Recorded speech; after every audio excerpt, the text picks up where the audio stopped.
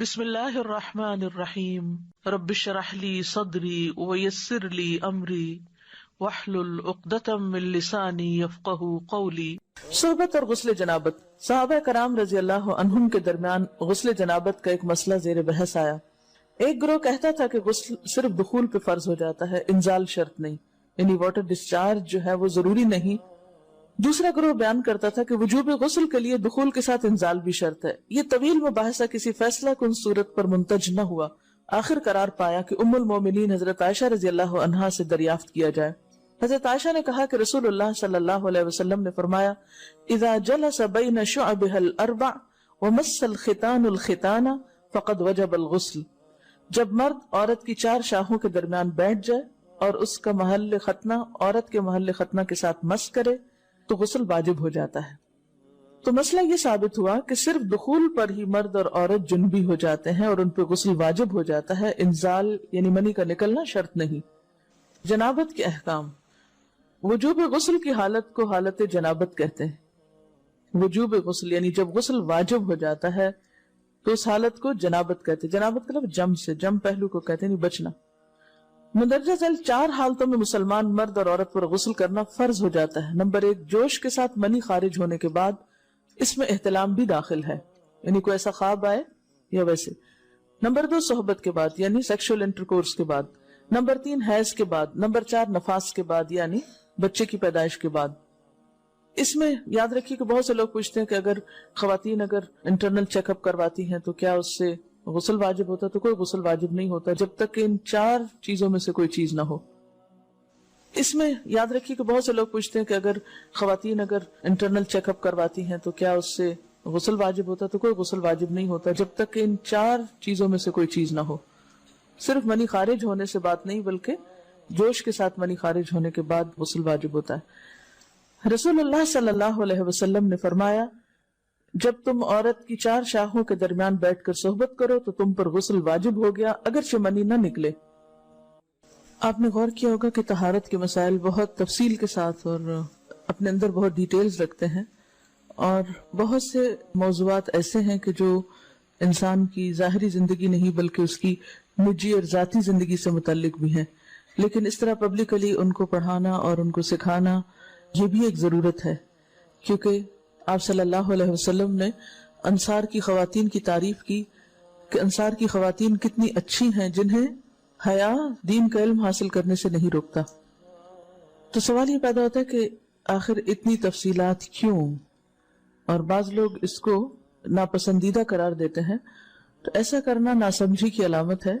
ہم دیکھتے ہیں کہ انسان اگر اللہ کے بتائے ہوئے طریقے کے مطابق زندگی بسر کرتا ہے تو اس میں خیر ہی خیر ہے، اور وہ صرف خیر اس کی اپنی ذات تک نہیں رہتی، بعض اوقات دوسروں کی بھلائی کا ذریعہ بھی بن جاتی۔ عورت کو بھی احتلام ہوتا ہے۔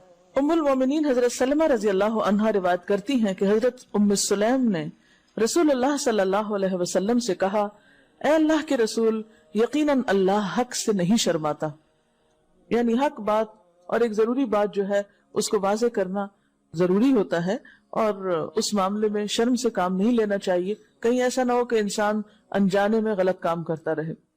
تو یہ کہہ کر انہوں نے مسئلہ پوچھا، کیا عورت پر غسل ہے جبکہ اس کو احتلام ہو؟ آپ نے فرمایا ہاں، لیکن جب پانی کا نشان دیکھے یعنی منی دیکھے۔ اس پر حضرت ام سلمہ نے شرم سے منہ چھپا لیا اور عرض کیا، اے اللہ کے رسول، کیا عورت کو بھی احتلام ہوتا ہے؟ آپ نے فرمایا ہاں ہوتا ہے، تیرا داہنا ہاتھ خاک آلود ہو، یعنی ایک پیار کی ڈانٹ تھی۔ اور اس میں ہو سکتا ہے کہ مزاج کا فرق ہو، بعض خواتین کے ساتھ ایسا نہ ہو اور بعض کے ساتھ ایسا ہو، لیکن اس میں جو اصل چیز ہے وہ ایکسیسو واٹر ڈسچارج ہے۔ اس میں کہیں ایسا نہ ہو کہ لیکوریا وغیرہ کے ساتھ اس کو ریلیٹ کر دیا جائے، دونوں چیزوں میں فرق ہے۔ اور احتلام جو ہے وہ سوتے وقت ہوتا ہے، یعنی سو کر اٹھنے پر اگر انسان اپنے کپڑوں پر زیادہ ڈسچارج دیکھے، خواہ کوئی خواب یا کوئی فیلنگ یاد نہ بھی ہو، تو پھر غسل کرنا ضروری۔ معلوم ہوا کہ عورت یا مرد نیند سے اٹھ کر اگر تری یعنی نشان منی دیکھیں تو یہ احتلام کی علامت ہے، لہٰذا ان پر غسل کرنا فرض ہو جاتا ہے۔ اور اگر احتلام کی کیفیت انہیں یاد ہو لیکن نشان نہ پائیں، یعنی خواب یاد ہے لیکن کوئی سامنے علامت نہیں، تو غسل فرض نہیں ہوگا۔ ایسی صورت میں شک کی ضرورت نہیں ہے کہ نہیں وہ میں نے خواب دیکھا اور مجھے خواب بالکل صحیح یاد ہے تو مجھے نہانا چاہیے. نہیں، محض خواب پر نہیں نہایا جائے گا جب تک کہ فزیکلی کوئی ایسی چیز سامنے دیکھی نہ جائے. حضرت ام سلمہ روایت کرتی ہیں کہ میں نے کہا، اے اللہ کے رسول صلی اللہ علیہ وسلم، میں اپنے سر کے بال خوب مضبوط گوندتی ہوں، کیا میں انہیں غسل جنابت کے وقت کھولا کروں؟ آپ نے فرمایا، ان کا کھولنا ضروری نہیں، تیرے لیے یہی کافی ہے کہ 3 لپ پانی اپنے سر پر ڈالے، پھر اپنے سارے بدن پر پانی بہائے، پس تو پاک ہو جائے گی. یعنی بالوں کی جڑیں بھیگنا، سکن بھیگنا ضروری ہے، سارے بال کھولنا ضروری نہیں ہے. جنبی کے بالوں کا مسئلہ. حضرت عائشہ کو خبر ملی کہ حضرت عبداللہ ابن عمرو عورتوں کو غسل جنابت کے لیے بال کھولنے کا حکم دیتے ہیں. فرمانے لگی، ابن عمرو پر تعجب ہے، انہوں نے عورتوں کو تکلیف میں ڈال دیا، وہ انہیں سر منڈوانے کا حکم کیوں نہیں دے دیتے؟ یہ حضرت عائشہ کی ڈانٹ تھی. یعنی وہ یہ تو کہنے کہ عورتیں بال کھول کھول کے نہائیں، تو وہ پھر سیدھا یہی کہے کہ عورتیں بال منڈوا لیں. میں اور رسول اللہ صلی اللہ علیہ وسلم ایک ہی برتن میں غسل کرتے اور میں اپنے بال کھولے بغیر سر پر 3 چلو سے زیادہ پانی نہیں ڈالتی تھی. معلوم ہوا کہ غسل جنابت کے لیے بال کھولنے کی ضرورت نہیں، مگر یہ حکم صرف غسل جنابت کا ہے.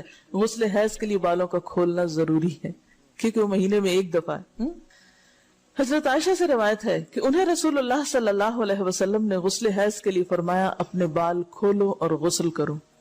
اس میں آپ دیکھیے کہ دونوں چیزوں میں فرق کیوں ہے، دونوں کی نوعیت فرق ہے. اور حیض جو ہے وہ ایک نجاست کی کیفیت بھی ہے نا، قل ہوا اذی، تو اس کے بعد نہانا اور نہا کر خوشبو لگانا خاص طور پر اس کا سارا حکم آتا ہے. لیکن غسل جنابت میں نجاست کی وہ کیفیت نہیں ہے. یعنی حیض کا خون اور منی جو ہے ان دونوں کے حکم میں بھی فرق ہے. ٹھیک ہے نا. بعض علماء کے خیال میں جو منی ہے اٹ سیلف وہ ناپاک چیز نہیں ہے. اگر کسی کپڑے وغیرہ کو لگ گئی تو وہ کپڑا ناپاک نہیں، اگر اس کو خشک ہونے پر کھرچ کے صاف کر دیا جائے تو کپڑا صاف ہو جائے گا. لیکن خون حیض پر آپ صلی اللہ علیہ وسلم کیا فرمایا؟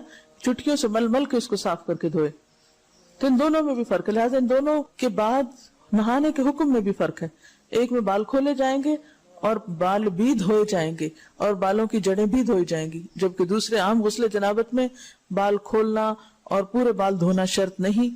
بہت سے بچیاں ایسی جن کی شادی ہوتی ہے اور اس کے بعد انہیں ان مسائل کا پتہ نہیں ہوتا، یا تو وہ شرم کے بارے نہاتی نہیں، یا نہاتی ہیں تو پھر وہ پورے بال دھو دھو کے سکھانے میں اور ان چیزوں میں اتنا وقت ضائع کر دیتی ہیں کہ پھر بعضوں کا شوہر کی نافرمانی اور آپس کے تعلقات میں ٹینشن، لوگوں کا خوف. تو اگر دین کا صحیح مسئلہ پتا ہو تو انسان ان تمام مشقتوں سے بچ جاتا ہے اور ایک نارمل روٹین کی لائف گزار سکتا ہے. تو اس میں کیا صرف 3 کپ پانی، 3 لپ پانی، یعنی 3 دفعہ کیوں کہ اگر ایک دفعہ ڈالنے سے پوری طرح نہیں بھیگا تو آپ یہ بھی کر سکتے ٹیپ کے آگے سر کر کے تو ساری اسکن جو ہے سر کی اس کو آپ گیلا کر لیں. پیچھے سے بال جو ہیں اگر لمبے ہیں تو ان کو ایک طرف کر دیں تاکہ پورے بال نہ دھونے پڑے، نہ سکھانے پڑے اور نہ خشک کرنے پڑے، اور باقی جسم پہ پانی بہا لیں. دوسری صورت یہ ہے کہ مگ میں پانی لے کے تو اس کو آپ تھوڑا تھوڑا کر کے پورے کو ایک دفعہ کریں، پھر اس کے بعد دوبارہ کریں اور تیسری دفعہ رول کر کے بالوں کو پیچھے سے شاور کیپ ڈال لیں اور باقی جسم پھر دھو لیں. شاور کیپ سے کیا ہوتا ہے عام طور پر کہ پیچھے کے جو سارے لمبے بال ہیں پھر وہ نیچے گر کے گیلے نہیں ہوتے، وہ آپ کے سر پہ ٹک جاتے ہیں. تو سر کی اسکن دھوئیں اور بالوں کو جوڑے کی شکل میں باندھ کے اوپر شاور کیپ پہن کے پھر باقی جسم کو اچھی طرح دھو لیں. تو اس میں آپ دیکھیں کہ جب بالکل سر کے سکن کا حصہ ہی تر ہوگا، اور یہ 3 دفعہ کرنا ہوگا، ایک دفعہ سے نہیں کام چلے کہ 3 دفعہ کرنا، تاکہ کوئی بھی بال برابر جگہ سکن کی خشک نہ رہ جائے. تو اس سے کیا ہوگا کہ جتنا کم بال گیلے ہوں گے اتنے کم دیر میں ان کو خشک بھی کیا جا سکتا ہے اور کسی بھی مشقت کے بغیر انسان نماز پڑھ سکتا ہے.